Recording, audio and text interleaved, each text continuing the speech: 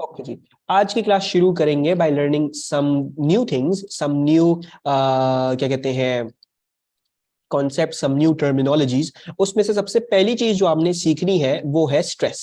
ठीक है, we need to know about stress. अच्छा, स्ट्रेस क्या होता है? Stress is very very similar to pressure. ठीक है, लेकिन प्रेशर नहीं होता इसके और उसमें फर्क है थोड़ा सा। This is the ratio of tensile force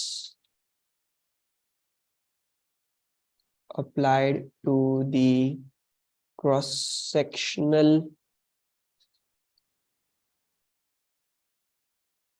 actually ratio of the force applied to the cross sectional area for an extensible material, cross sectional area for deformed solid. ठीक है, let's say that actually. So what do I mean by that? I mean, अच्छा, ये जो stress का लफ्ज है, this is different from pressure. दोनों के मतलब भी वही है, मायने भी वही है। ठीक है, बस इसमें प्रेशर के मुकाबले में इसमें ये फर्क है कि हमेशा टेंसाइल फोर्स होगी है और किसी ना किसी एक्सटेंसिबल ऑब्जेक्ट में होगी हमेशा। ठीक है, और क्रॉस सेक्शन एरिया क्या किसका होगा? उस एक्सटेंसिबल मटेरियल का ही होगा। ठीक है, so the stress can be given by, अच्छा, स्ट्रेस को you can, it is normally shown like this. ठीक है, ये सिग्मा का यूनिट होता है। ठीक है, लेकिन बहरहाल मुझे बहुत मसला होता है समझाने में, तो I am just going to write stress like this. ठीक है जी, और मैं इसको इस तरह से लिखूंगा क्योंकि आसानी होती है इसमें। So this is defined as the force per unit cross sectional area. ठीक है जी, और बड़ा इंपॉर्टेंट है कि you know and understand the meaning of the word ratio. ठीक है, कल भी हमने डिस्कस किया था, रेशियो और रेट में बड़ा फर्क है। This is not rate, this is ratio. ठीक है जी, अच्छा जी, फिर उसके बाद आ जाते हैं हम स्ट्रेन पे। स्ट्रेन क्या है? स्ट्रेन जो है रेशियो है, ratio of change in length to the original length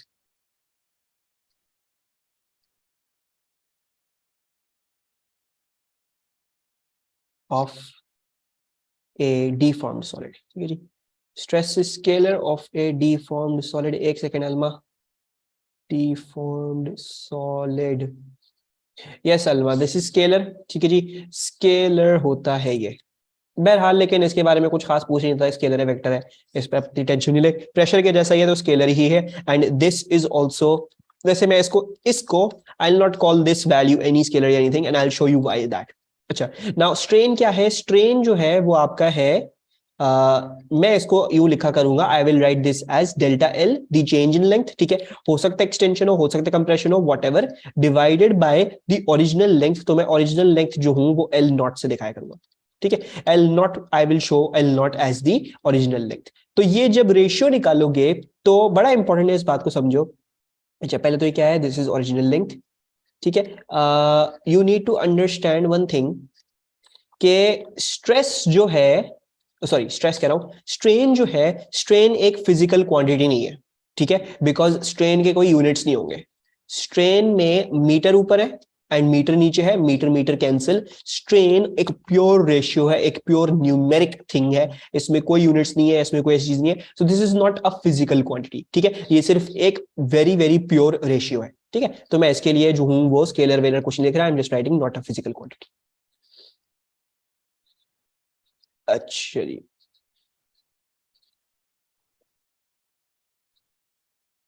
और फिर आ जाते हैं हम अपनी लास्ट चीज पे जो इन दोनों चीजों से मिलके बनी है, and that is the Young modulus. ठीक है, there is not much to discuss. ठीक है, मतलब मैं अगर कुछ होता वर्थ पॉइंट्स टेलिंग यू या कुछ भी, वो मैं आपको बताता जाता हूँ साथ साथ, लेकिन इसमें there is nothing more important than just the definitions and all, बाकी कुछ भी नहीं है इसमें। ठीक है, तो यंग मॉड्यूलस क्या है? Young modulus is the ratio of the stress to strain of an object. ठीक है, stress to strain of an object. अच्छा जी, अब ये जो यंग मॉड्यूलस है, they normally show this through an E. ठीक है जी, this is normally shown through an E, and this is stress upon strain. ठीक है जी, but you should also know the other variant of that formula. वो याद करने की जरूरत नहीं है, इतनी दफा करोगे खुद ही याद हो जाएगा, लेकिन याद अगर नहीं भी होता तो कोई प्रॉब्लम नहीं है। स्ट्रेस क्या है? स्ट्रेस है फोर्स अपॉन एरिया। ठीक है जी, and then you are going to divide by a strain which is a delta L upon L naught, right? So if I basically remove this, क्या कहते हैं, डिवीजन का साइन, इसको multiplication बनाऊंगा, so F upon L into L not upon delta L हो जाएगा. सो F upon L नहीं था, एफ अपॉन ए था, my bad. So f upon a into L naught upon delta L, and therefore here comes your final formula for the Young modulus, जो अक्सर और बेशतर हम इस्तेमाल कर रहे होंगे, f into L naught upon area into delta L. ठीक है जी, अक्सर और बेशतर देखोगे यंग मॉड्यूलस की जो भी कैलकुलेशन होगी वो इस फॉर्मूला के इर्द गिर्द घूम रही होंगी. स्ट्रेस डिवाइड बाय स्ट्रेन बहुत ही कम इस्तेमाल होता है. ये फॉर्मूला याद हो जाए तो अच्छी बात है, नहीं भी याद हो तो ड्राइव कर सकते हो, 2 मिनट का काम है, कोई मुश्किल चीज नहीं. बहरहाल इतने क्वेश्चंस कर रहे होगे कि इन दी एंड ये सब चीजें याद हो जाएंगी. ठीक है, अच्छा, यंग मॉड्यूलस को अगर देखते हो तो यंग मॉड्यूलस भी एक स्केलर क्वांटिटी है. एंड ये जो यंग मॉड्यूलस है, इस पे जरा हमने बात करनी है कि ये यंग मॉड्यूलस क्या है, इसकी क्या सिग्निफिकेंस है. This is another kind of constant. जैसे आपका स्प्रिंग्स कांस्टेंट था, तो यंग मॉड्यूलस जो है वो भी एक काइंड ऑफ कांस्टेंट है. ठीक है, लेकिन बड़ी अच्छी बात है इसके बारे में कि this is constant for a type of material, right? So आपको अगर याद हो, आई टोल्ड यू कि भाई देखो, स्प्रिंग्स कांस्टेंट क्या था? स्प्रिंग्स कांस्टेंट ये था कि अगर एक स्प्रिंग की बात कर रहे हो तो जब तक उस स्प्रिंग की ही बात कर रहे हो तो उसके लिए वो स्प्रिंग्स कांस्टेंट कांस्टेंट है उसका. ठीक है, लेकिन यंग मॉड्यूलस के लिए ये है कि फॉर एग्जांपल मैं एक कॉपर की स्प्रिंग की बात कर रहा हूं और एक दूसरे कॉपर की स्प्रिंग की बात कर रहा हूं, तो दोनों का यंग मॉड्यूलस कांस्टेंट हो. ठीक है, so for example just to make my point clear, कि ताकि आप लोग इस बात को समझो, और इसको हमें बहुत दफा इस्तेमाल करना होता है. Let's say this is a copper spring. ठीक है जी, this is a copper spring, and similarly over here you have another copper spring. ठीक है जी, लेकिन दोनों में थोड़ा सा डिफरेंस है. इसकी जो L नॉट थी, let's say the L not was 15 centimetres and the area was, let's say, 1 into 10 to the power minus 3 meter square. ठीक है जी, ये था. सिर्फ रेफरेंस वैल्यूज दे रहा हूं, सिर्फ समझाने के लिए, कोई सिग्निफिकेंस नहीं है अभी. ठीक है, और ये वाला जो कॉपर स्प्रिंग था, ठीक है, let's make them a bit farther apart क्योंकि मिल रहे हैं बहुत ज्यादा ये. तो ये वाला जो कॉपर स्प्रिंग था, दूसरा वाला, इसकी जो एल नॉट है वो 17 सेंटीमीटर है. ठीक है जी, और इसका जो एरिया है, लेट्स से दैट वाज 5 × 10⁻³ ठीक है जी. ना what I want you to understand कि देखो ये दो कॉपर स्प्रिंग्स है. ठीक है, इसका जो यंग मॉड्यूलस होगा, यंग मॉड्यूलस इसका विल बी, अच्छा, I will just write this in the middle. इन दोनों का जो यंग मॉड्यूलस होगा, इनका यंग मॉड्यूलस होगा same. Why? Because they are of the same material. जब दो चीजें सेम मटेरियल की होंगी तो you can take a constant and that constant would be the Young modulus. उस केस सिनेरियो में यंग मॉड्यूलस कांस्टेंट रहेगा. लेकिन इन दोनों के स्प्रिंग्स कांस्टेंट जो है वो डिफरेंट हो गए. के विल बी डिफरेंट. ठीक है, अगर के को सेम करना है, if you want to assume a case जहां पे के जो है वो कांस्टेंट है, तो देखो के कांस्टेंट होगा सिर्फ जब तक तुम स्प्रिंग के ऊपर बात कर रहे हो. यानी मतलब इसको खींचो, कंप्रेस करो, जो भी करो, कुछ भी कर दो इसके साथ. ठीक है, as long as you don't exceed the limit of proportionality, के इसका कांस्टेंट रहेगा. ठीक है जी, और इसके लिए इसका के कांस्टेंट रहेगा. ठीक है, तो दिस हैज सम के k1, दिस हैज सम के k2. ठीक है, और दोनों का यंग मॉड्यूलस इज सेम. इसका भी ई है, इसका भी ई है. स्प्रिंग्स कांस्टेंट सिर्फ दो स्प्रिंग्स का उस केस सिनेरियो में सेम होता जब ये 110% आइडेंटिकल होता, यानी एल नॉट भी उनका सेम, यानी उनकी एरिया भी सेम, यानी उनका मटेरियल भी सेम, यानी उनका सब कुछ सेम, एग्जैक्ट डिक्टो कॉपी, एग्जैक्ट जैसा एक स्प्रिंग है वैसा एक स्प्रिंग है, तब होता. ठीक है, लेकिन यंग मॉड्यूलस कब कांस्टेंट है? यंग मॉड्यूलस कांस्टेंट है कि भाई अगर सेम मटेरियल है तो young modulus will forever be constant, चाहे वो जितने भी मटेरियल्स ले आओ, चाहे स्प्रिंग की शेप में हो, चाहे बॉल की शेप में हो, चाहे जिस भी शेप में हो, young modulus will be constant for a type of material. ठीक है, सबको बात समझ में आ रही है यंग मॉड्यूलस की? अच्छा जी. Now, moving onwards, SI unit of young modulus, you can derive that out. ठीक है, इतना कोई खास इसमें इंपॉर्टेंट नहीं है। इधर देख लेते हैं, मैं आपको दिखा देता हूँ। फोर्स अपॉन एरिया है, ठीक है। So if this is force upon area, तो you know force is K G metre square, K G metre per second square, ठीक है जी। मास इनटू एक्सेलरेशन, एरिया क्या था, मीटर स्क्वायर था। So you see this will become kg meter minus 1 second minus 2 which was equivalent to pascals, ठीक है जी, pascal के units ही आते हैं। अच्छा, फिर अगर इसको देखोगे तो delta L upon L not metre upon metre, ठीक है जी। डेल्टा एल भी मीटर में आएगा, एल नॉट भी मीटर में आएगा, तो ये देखोगे कि इसके नो यूनिट्स होंगे बिकॉज ऊपर नीचे ये कैंसिल आउट हो जाएगा, राइट। एंड देन इवेंचुअली जब तुम स्ट्रेस को स्ट्रेन से डिवाइड करोगे, ठीक है, स्ट्रेस के तो ये यूनिट्स आ रहे हैं, स्ट्रेन के तो कोई यूनिट्स ही नहीं है, तो इसका मतलब क्या हुआ, सिर्फ स्ट्रेस के यूनिट्स ही बचेंगे। यानी जो स्ट्रेस के यूनिट्स हैं kg metre minus 1 second minus 2, वही इसके भी होंगे, ठीक है। इसके भी ये क्या आएगा, kg metre minus 1 second minus 2 upon no units, so therefore you should get kg meter minus 1 second minus 2, ठीक है। so basically same as pascals, ठीक है अल्मा।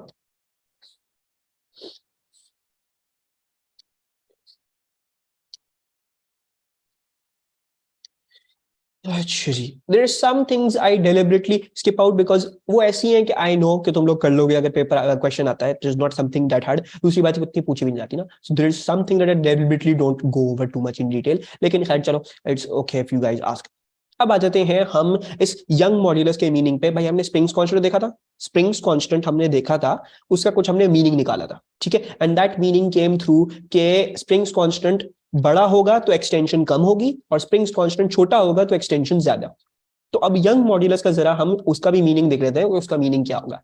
एक्चुअली यंग मॉड्यूलस को क्या ले लेते हैं, this was the formula for the Young modulus. I am going to copy this down on to the next page so that we can have a discussion on this, ठीक है जी। The meaning या the कहते हैं significance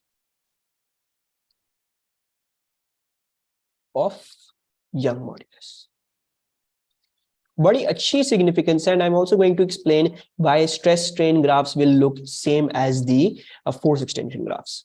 अच्छा जी, सो ये आ जाओ भाई ऊपर ना। अगर आप क्लोजली देखोगे, so over here is something. अच्छा, Now, what you need to see, इधर बड़ा इंपॉर्टेंट ये समझना है कि ये देखो L not the original length, obviously original length is a constant, right. The original length won't change. भाई स्प्रिंग को एक्सटेंड करने से पहले स्प्रिंग की ओरिजिनल लेंथ तो चेंज नहीं करने वाली, चाहे एक्सटेंड करो नहीं करो, ओरिजिनल लेंथ तो पहली वाली लेंथ थी, वो वही रहेगी हमेशा के लिए। सो दिस इज अ कांस्टेंट, ठीक है। फिर दूसरी बात ये है, ये जरा देखो कि एरिया जो है वो आपका, वो भी आपका अप्रोक्सीमेटली कांस्टेंट है, राइट। किसी तार को कभी खींचते हो तो तार जो है उसमें जो एरिया में चेंज आती है वो बहुत ही छोटी होती है, नेग्लिजिबल चेंज होती है। There is a negligible change. ये नहीं बोल रहा कि चेंज होता नहीं है, लेकिन जो चेंज होता है ना वो होने के ना बराबर होता है, right. So the area is remains approximately constant. So if that is the case, अगर ऐसा केस है तो can I say that the Young modulus is directly proportional to F upon delta L? Isn't the Young modulus directly proportional to F upon delta L? L not और A constant, ठीक है। तो मैंने वो हटा दिया, मैंने प्रोपोर्शनल के साइन लिया, F अपॉन डेल्टा डेल्टा कर दिया। अब अगर देखोगे, अगर याद करो K क्या था, this is synonymous to the K। K क्या था, K ये था, K was F upon delta L। समझ नहीं आया अब्दुल्ला? देखो L नॉट ओरिजिनल लेंथ, ठीक है। एक स्प्रिंग की ओरिजिनल लेंथ कांस्टेंट रहेगी, राइट, जो उसकी बिल्कुल शुरू में लेंथ थी, फॉर एग्जांपल 15 सेंटीमीटर का स्प्रिंग था, अब तुम उसको एक्सटेंड भी करो, कुछ भी करो, ठीक है, जो उसकी ओरिजिनल लेंथ थी, जो तुमने सबसे पहले मेजर कर ली थी, वो उसकी ओरिजिनल लेंथ है। और जब तक वो इलास्टिकली बिहेव करेगा तब तक वो अपनी ओरिजिनल लेंथ पे चल जाएगा वापस, जब इसको अनलोड करोगे। ऐसा ही होगा, original length is a constant, right. अच्छा, अब ये देखो, जब एक वायर को क्या कहते हैं एक्सटेंड करते हो, फॉर एग्जाम्पल, ठीक है, तुम्हारा ये वायर था, अब मैंने इसको खींचा और मैंने इसको लंबा कर दिया, ठीक है। तो मैंने इसको खींच के आई बेसिकली मेड इट लंबा। तो ये जो लंबा हुआ है उसका एरिया, ये जो एरिया लंबा हो जाने के बाद एरिया भी तकरीबन तकरीबन अप्रोक्सीमेटली कांस्टेंट आता है। यानी अगर फॉर एग्जांपल ये 1 सेंटीमीटर स्क्वायर था तो ये भी 1 सेंटीमीटर स्क्वायर होगा अप्रोक्सीमेटली। हो सकता है 0.997 सेंटीमीटर स्क्वायर हो गया, लेकिन अप्रोक्सीमेटली अगर मैं कहूं, अप्रोक्सीमेटली तो कांस्टेंट है ना, 0.997 राउंडेड ऑफ क्या है, 1 सेंटीमीटर स्क्वायर है। तो what did I do, I said कि भाई ये दोनों एल नॉट और ए जो है वो क्या है, वो कांस्टेंट है। ठीक है, तो जैसे हम किया करते थे ए इज इक्वल्स टू, या करते हैं A is directly proportional to B, तो A will equal to K B, right. अगर मैं इसको वापस इसकी चीज में लेके जाना चाहूं तो मुझे कांस्टेंट्स हटाने पड़ते हैं, तो आई रिमूव दिस कांस्टेंट और वापस प्रोपोर्शनलिटी का साइन ले आता हूं। तो जो कांस्टेंट्स थे मैंने हटाए और मैं प्रोपोर्शनलिटी का साइन ले आया वापस। तो मैंने ये देखा E is directly proportional to F upon delta L. ठीक है, फोर्स भी चेंज कर सकती है क्योंकि तुम फोर्स जब वेरी करोगे तो फोर्स तो चेंज करेगी, और डेल्टा एल एक्सटेंशन या कंप्रेशन फोर्स की बेसिस पे चेंज करेगी, है ना। Those two are not constants. सही है, आप समझ में आया। अच्छा जी, और I want everyone to understand these proportions का, बड़ा इंपॉर्टेंट है, बहुत इंपॉर्टेंट है। मैं ग्राफिकल पर्सपेक्टिव में करवाऊंगा प्रोपोर्शंस के लिहाज से, वो बहुत हेल्प करेगा। ठीक है, so E is directly proportional to F upon delta L. और अगर याद करोगे स्प्रिंग्स कांस्टेंट भी क्या था, स्प्रिंग्स कांस्टेंट भी equals to F upon delta L था। ठीक है, इसमें कांस्टेंट प्रोपोर्शनलिटी क्या है, इसमें constant proportionality L not upon A है। L not upon A is the constant proportionality. इसमें कांस्टेंट प्रोपोर्शनलिटी क्या है, वो 1 है। ठीक है, यहाँ पे कोई कांस्टेंट की जरूरत ही नहीं है, ऑलरेडी इक्वल टू है ना। तो जरा ये देखोगे कि जब हमने ये मतलब निकाला था कि जब K बड़ा होगा तो एक्सटेंशन कम होती है उसमें। ठीक है, जब K बड़ा होता है तो एक्सटेंशन कम होती है, और जब K छोटा होता है तो एक्सटेंशन ज्यादा होती है। इधर भी मतलब यही है, when you have a greater young modulus the extension will be less, and when you have a smaller young modulus the extension will be more. ठीक है, for a constant force obviously, अगर फोर्स को constant कर दोगे तो basically young modulus क्या बता रहा है, कितनी एक्सटेंशन कितनी कंप्रेशन होगी। ठीक है, so basically what you need to realise is that K the greater the Young modulus,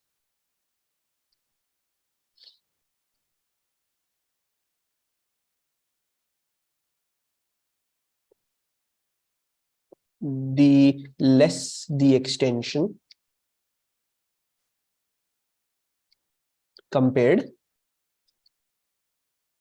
to a object with lower young modulus, right?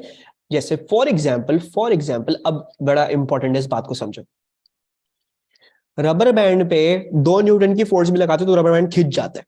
ठीक है, लेकिन वही मैं आपको एक स्टील की रॉड दे दूं, ठीक है, या एक प्लास्टिक का पेन, आप उसी प्लास्टिक का पेन के ऊपर 2 न्यूटन की फोर्स लगाओगे, वो कभी नहीं खींचने वाला, अपनी जिंदगी में नहीं खींचने वाला। वो क्यों है, बिकॉज वो ऐसे मटेरियल से बना हुआ है जिसका यंग मॉड्यूलस ज्यादा है, रबर बैंड का यंग मॉड्यूलस कम है। ठीक है, तो young modulus is very much like the spring's constant, बस ये है कि यंग मॉड्यूलस कांस्टेंट किस चीज के लिए, for the same type of material. ठीक है जी, और स्प्रिंग्स कांस्टेंट किसके लिए कांस्टेंट है, स्प्रिंग्स कांस्टेंट सिर्फ एक स्पेसिफिक एक स्प्रिंग के लिए कांस्टेंट। ठीक है, तो बस दोनों में ये फर्क है, वरना बातें दोनों एक ही करते हैं, they talk about the same things. ठीक है, सबको समझ में आ रहा है। ओके जी, अब बात कर लेते हैं जरा स्ट्रेस स्ट्रेन ग्राफ्स पे। ठीक है, so stress strain graphs are very important. क्यों इंपॉर्टेंट है, because they can be given to you in place of a force extension graph.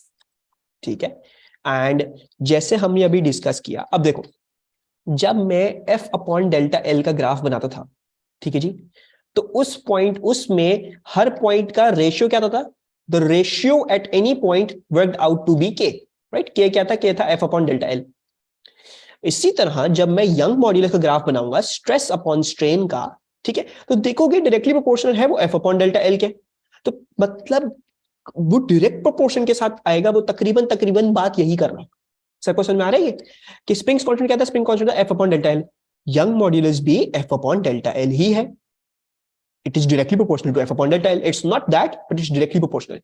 यानी जो ग्राफ की शेप इधर थी वो इधर भी होगी। ठीक है, यानी अगर मैं स्ट्रेस स्ट्रेन का ग्राफ बनाऊं और उसमें रेशियो निकालना चाहूं जो यंग मॉड्यूलस है, वो तकरीबन तकरीबन उसी बात के मतलब उसी बात को कह लो, ये है कि इट इज बेसिकली हम स्प्रिंग्स कांस्टेंट का ग्राफ बना रहे हैं, F अपॉन डेल्टा एल का रेशियो निकालना। ठीक है, so basically the stress strain graph 2 will look like your force extension curve. ठीक है, और ऊपर मैंने आपको प्रूफ भी दिखा दिया है। योर स्ट्रेस स्ट्रेन ग्राफ और ये बात रिपीट कर दें टी अल्फा, बस अब 2 मिनट दो, पर मैं रिपीट करता हूँ इसको और मैं इधर ही समझा देता हूँ ज्यादा अच्छी तरीके से। This is stress and this is strain. अच्छा ओके अलमा, सबसे पहले तो मुझे ये बताओ कि you do agree with me ना कि फोर्स एक्सटेंशन वाले कर्व में रेशियो लेते थे किसी भी पॉइंट का तो वो स्प्रिंग्स कांस्टेंट देता था, ऐसा ही था? ये तो है ना दिमाग बात में? बस सही है। अब ये बात भी दिमाग में आ जाएगी, ठीक है? क्या बात दिमाग में आएगी कि भाई अगर मैं स्ट्रेस स्ट्रेन ग्राफ का रेशियो लूं and let's say it's bending like this. अच्छा अब देखोगे अगर मैं जो हूं वो किसी भी पॉइंट पे रेशियो ले लूं तो what is that ratio going to work out to be? Stress upon strain की वैल्यू क्या देगी मुझे? Young modulus. Very good. So if I take the ratio, that should be giving me the Young modulus. ठीक है, और मैंने आपको अभी ऊपर करके दिखाया कि यंग मॉड्यूलस को अगर एक्सपैंड कर दोगे, अगर उसको खोल दोगे पूरा, तो वो बनता है F into L not upon area into delta L. ऐसा ही है। और उसमें से मैंने आपको बताया कि एल नॉट और एरिया तो कांस्टेंट है तकरीबन, तो can I just derive this for you कि यंग मॉड्यूलस जो है वो बेसिकली डायरेक्टली प्रोपोर्शनल है एफ अपॉन डेल्टा एल के, राइट? अच्छा अब देखो, जब मैं फोर्स एक्सटेंशन ग्राफ बनाता था तब रेशियो क्या आता था? तब रेशियो आता था स्प्रिंग्स कांस्टेंट, ठीक है? तब रेशियो आता था स्प्रिंग्स कांस्टेंट, ये चीज आती थी, ठीक है? And that was the force value divide by delta L value, ठीक है? अगर यंग मॉड्यूलस का ग्राफ देखोगे तो अगर तुम बेसिकली स्ट्रेस और स्ट्रेन का रेशियो ले रहे हो तो बेसिकली यंग मॉड्यूलस है जो खुद भी डायरेक्टली प्रोपोर्शनल है एफ अपॉन डेल्टा एल के। तो जब फोर्स एक्सटेंशन वाले ग्राफ में रेशियो लेके स्प्रिंग्स कांस्टेंट आता था, बेसिकली कहने का मतलब यह है कि the Young modulus is directly proportional to the spring's constant.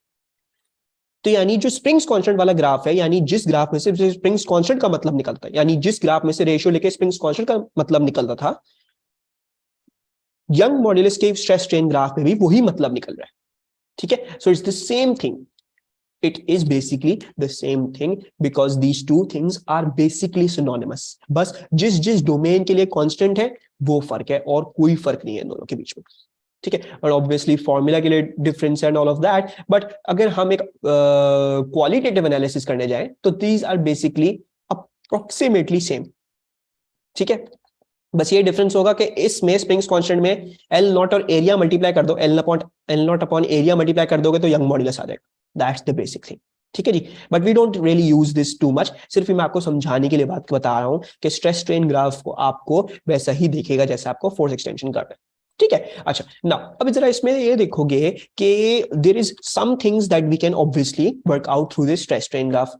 वो क्या क्या है? The first thing is obviously you can work out the Young modulus, ठीक है? यंग मॉड्यूलस निकाल सकते हो, स्ट्रेस और स्ट्रेन का ग्राफ बनाओगे तो स्ट्रेस को अगर स्ट्रेन से डिवाइड कर दोगे यंग मॉड्यूलस आ जाएगा, ठीक है?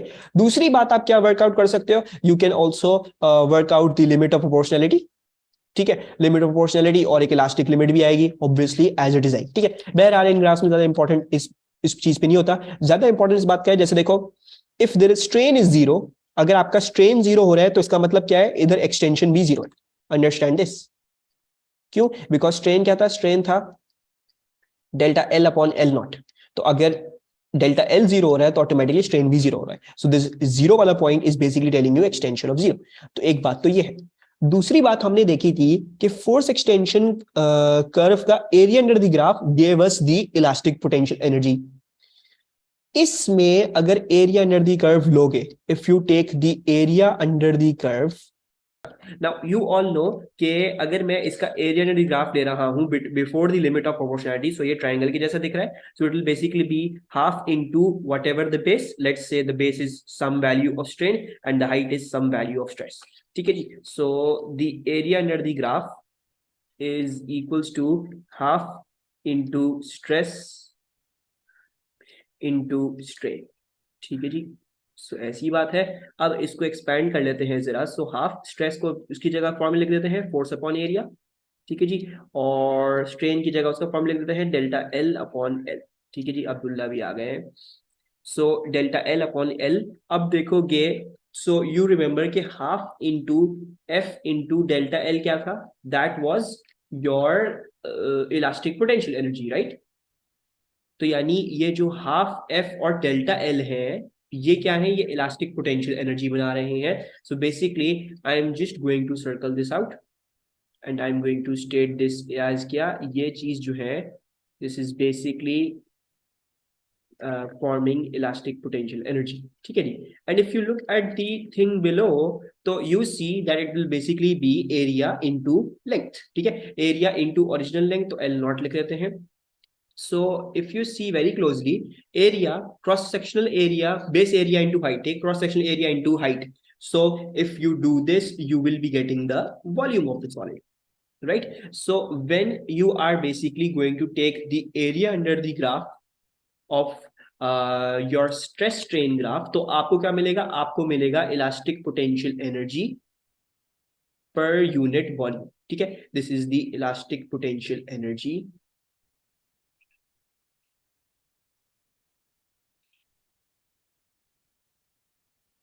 Per unit volume. ठीक है, यानी जो भी इलास्टिक पोटेंशियल एनर्जी है, it will be divided by the volume of the solid at that point. ठीक है जी. सो इसको याद रखिएगा, ये एक चीज है जो आपसे पूछी जाती है. वैसे तो you can work this out, इतनी कोई मुश्किल कहानी नहीं है, इतनी कोई मुश्किल चीज नहीं है, बट आई सेड के क्यों हो जो है वो उसको समझ सके, मैंने इसको और स्पेसिफाई कर दिया आप लोगों के लिए. सो the area under the graph for the stress strain graph will be elastic potential energy per unit volume given that आप limit of proportionality exceed नहीं करते. ठीक है जी. सो ये क्या देगा, ये देगा आपको gives strain energy per unit volume. ठीक है जी. So that's that. Any problems with the derivation? ठीक है जी. इसके कुछ एमसीक्यूज आए हैं आपके पेपर में, तो आंसर क्या करवा ही देते हैं क्या, ये जो है वो उस वक्त डिसाइड करते हुए पहले से ही पता होगा तो अच्छा हो जाएगा. अच्छा जी, ये आपके पास आ गया ये.